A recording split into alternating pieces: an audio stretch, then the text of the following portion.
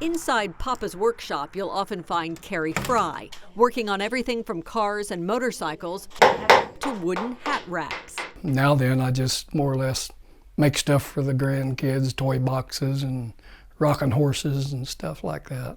Carrie has a passion for tinkering, but when simple tasks started to leave him short of breath, he knew it was time to bring in a repair expert. I could just walk a few feet and I'd get pretty winded. Carrie's problem was mitral regurgitation, or MR, also known as a leaky valve. When the mitral valve doesn't close completely, blood flows backward inside the heart. It's estimated that 4 million people in the U.S. have significant MR. It eventually increases the workload on the heart and leads to permanent damage to the heart muscle and heart failure. Dr. Chirag Bhavishi is an interventional cardiologist at MU Healthcare.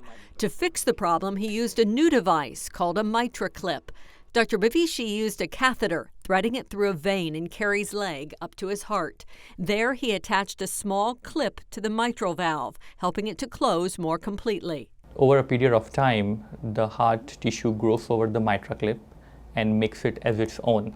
Unlike traditional open heart surgery, Carrie spent just one night in the hospital and returned home the next day. Within a couple days, I was kind of back to my normal old self. It worked really good, really quick. Allowing him to trade his indoor hobbies for some outdoor ones, including long walks with his wife. From the University of Missouri, I'm Teresa Snow.